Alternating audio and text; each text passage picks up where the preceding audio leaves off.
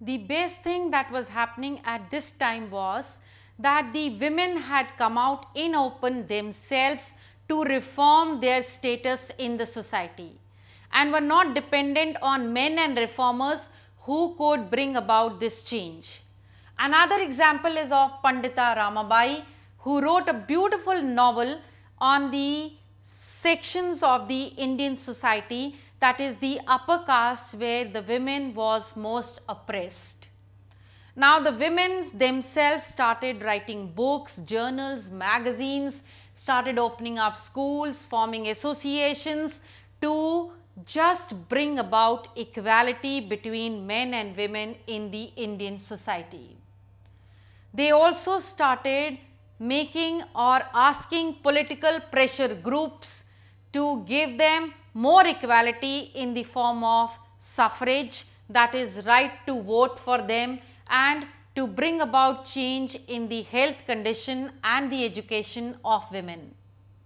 Thankfully for them, the great leaders of that time, Jawaharlal Nehru and Subhash Chandra Bose, also tried to give a helping hand to them. And they promised that once India gets independence, they shall get all the political rights. But they also requested the Indian women at that time to pay all their attention at that time towards the anti-British struggles. So this was about the condition of the women in India, about the reforms, about the efforts which they made, efforts made by the reformers, by the political leaders, which were good enough to bring about promising change in the lives of the women. But as far as the caste is concerned, still there were more efforts that had to be made. And we see that there were people like Raja Ram Mohan Roy, who translated an old Buddhist text which was highly critical of the caste inequalities. Then there was Prarthana Samaj, which laid great stress on bhakti and equality of all human beings.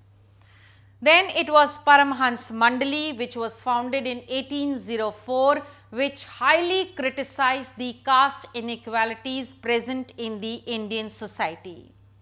Not only by writing, by stressing that there should be equality, but also by giving their own example, they tried to infuse amongst the Indian society the feeling of oneness, the feeling of equality, the feeling of justice.